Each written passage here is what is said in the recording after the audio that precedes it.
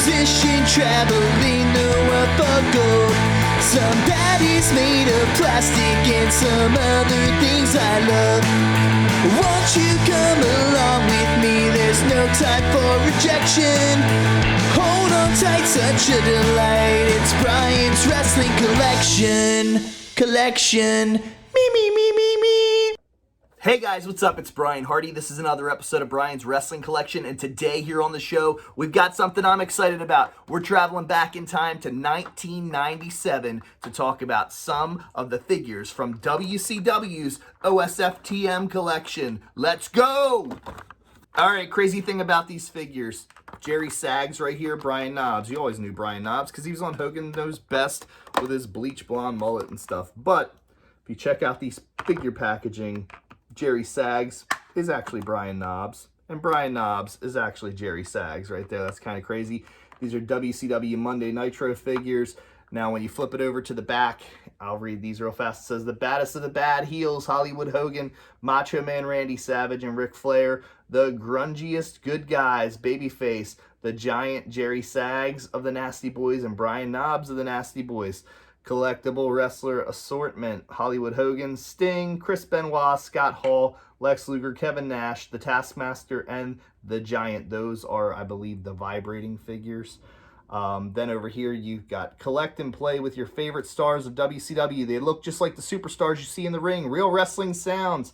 Make every day a main event with your WCW wrestling ring. Real wrestling sounds plus cage to keep wrestlers in. Real wrestling sounds. 1, 2, 3, you're out. Wrestlers action sounds, crowd cheering, and bell ringing.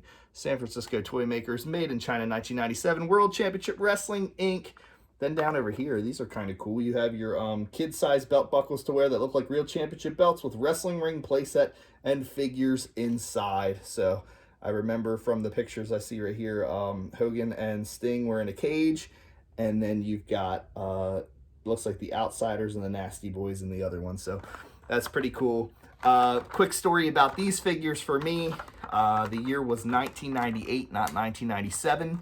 It was Starrcade. It was the year that Goldberg and Kevin Nash had wrestled for the title.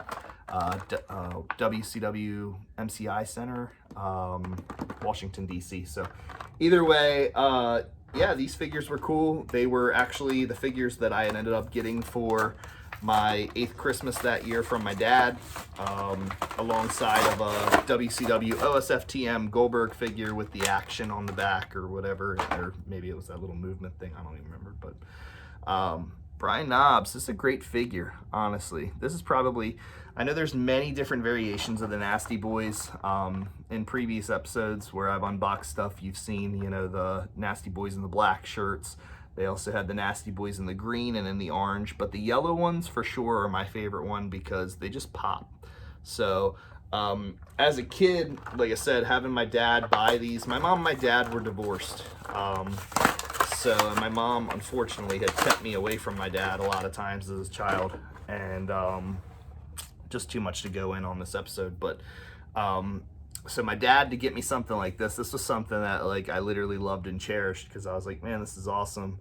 I played with these things every single day for like 2 years. Like, that was, like I said, Christmas of 1998, even though these figures say 1997 on the package. This was Christmas of 1998. I literally, you know, would get steel chairs and all that other kind of stuff, the WWF stuff, and just, you know, these guys, especially Knobbs, he'd be having like hardcore matches like crazy.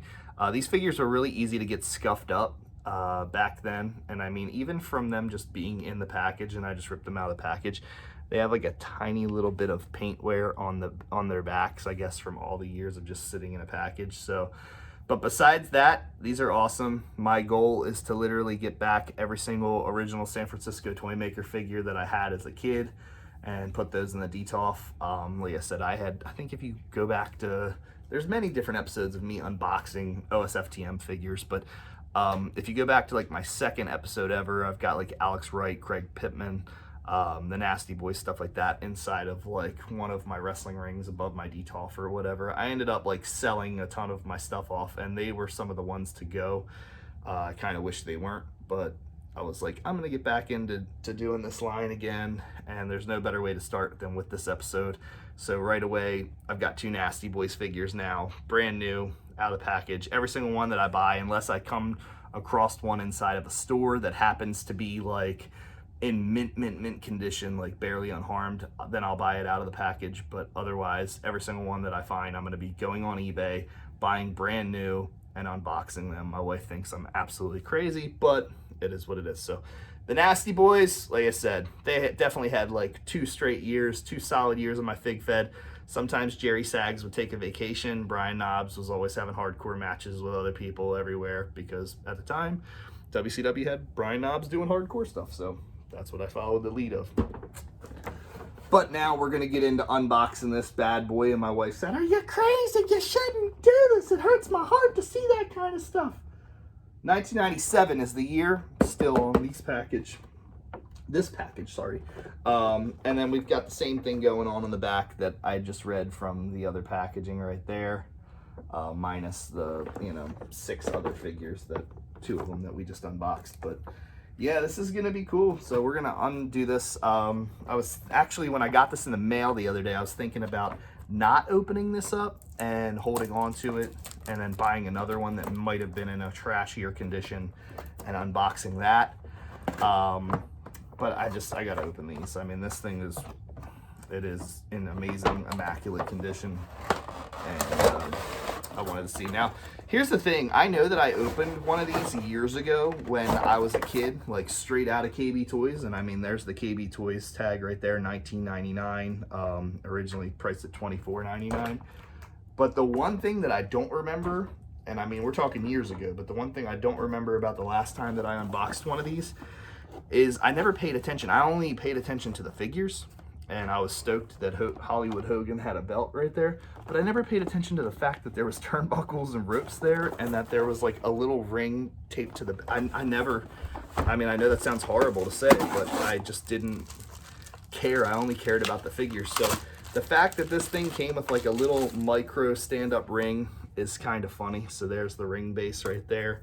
I'm totally gonna display that in a DTOF, but I'm telling you, I knew that I totally overlooked that years ago when I'd opened it up. I may have just thrown it away in the trash because I don't remember even having one as a kid. So here's the ring posts and the ropes for that. Obviously the ropes that used to come on the WCW rings, which these are exactly like the ones that are on the bigger size ring that's on the back here. They were totally the drizzling shits, honestly. And I know years later when they released the ECW ring that they put better ropes on the ECW ring, but man, those were crazy. We'll get into that in just a little bit. And I'm gonna pause this real fast because I'm gonna undo all of these bread ties and take these figures out here, but how cool is that? All right, so for those middle class to lower class families, this was gonna have to do. I know because I came from a lower class family as a child, that, I mean, I had the other ring, but I'm saying if your parents couldn't afford to get you the other ring or just didn't want to get you the other ring, this is somewhat of a bonus. But then at the same time, it's also sort of like, man, I don't know. I would give, if I was grading WCW's rings that they've come out with over the years and stuff like that, this one, like I said, I guess it's meant more so to just be a stand than to actually play with. But if I was a little kid, which I was in 1997 at 7 years old, I would give this ring a D-. Number one, there's not even a freaking bottom rope. Like, I don't know. I don't get it. I don't know what, the dudes from the Toys That Made Us were thinking when they were designing this kind of stuff. But, I mean, I don't know. I appreciate it as an adult, but as a kid, like I said, maybe if I was, in a lower class family, and my parents couldn't afford it, then this is what I would have had to, have worked with. Which, I mean, really, in the grand scheme of things, comes off as like a Dollar General style ring with just a WCW logo on it. So, I don't know. All these years later, we finally opened it up, and like I said, I still would say this is probably one of the crappiest. I mean, I've honestly seen Dollar General or Dollar Tree rings that have been better than this. So, But it's a nice little stand, I guess, if you're just displaying your figures. Now, here's the bummer part about all of this. Hogan with his belt, awesome. Hollywood, the lightning on the side of the pants and stuff, that's great. The back, pulled it out of the package. Now, you gotta understand, these were just resting against that. It wasn't like they were stuck to them or anything. So I'm hoping that after a fig bath, a nice hot fig bath with lots of soap suds, that maybe this will come off. Maybe this is just, I think it's just a piece of the yellow packaging that was on the back of the box, and hopefully that comes off, because if not, that'll be a total bummer, but it is what it is. I mean, I can live through it. Same thing with the Giant. Now, like I said, the year is 2023, so they've been in the package that long, since 1997. Oh yeah, the Macho Man Randy Savage. Oh yeah. Same thing with him on the back. He's got a little area there. I'm really hoping these come off like in a fig bath. I used to fig bath all these figures anyway. They were cool as hell. And Ric Flair, which Flair honestly doesn't have anything on his back, but he's got like some nasty little stuff on his boots for being brand new in the package too. So, and these were the white boot Flair. Obviously there's the purple trunks, purple boots. These are the white boot Flair. So I love these figures. I think they're amazing. I think they're just, I mean, for being a kid, I wanted something close to an LJN, and this was as close to an LJN as they got. So a lot of people make fun of them, talk crap on them, say that they're like dog toys, chew toys, but I dig them a lot. I mean, I kind of wish they would have had a little bit more of the movement that LJN had, but then again, like I said, a vast majority of my childhood, I can remember playing with these all the time. I can remember, you know, originally in 94, 95, going to the store and getting the Hogan in yellow and the Sting in green 2-pack. That was my first ones. Then I got Harlem Heat and stuff like that, and it just went from there. But for some strange reason, I don't really know why. I mean, it's cool, and maybe that's why I gravitate towards it in my adult life. But as a child, I was a WWF kid through and through.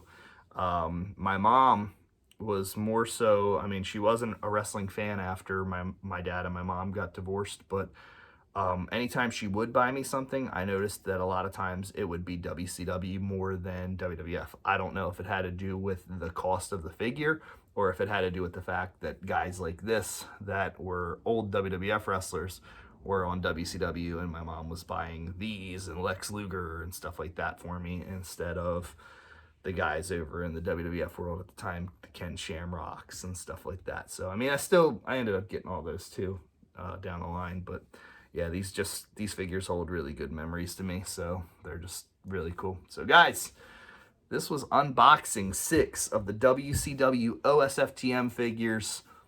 I'm looking forward to unboxing some more when they come in, and hopefully I will have a pretty decent OSFTM set to remember my childhood by in just a few short months. So until next time, guys, this is Brian Hardy for Brian's Wrestling Collection saying keep on slamming.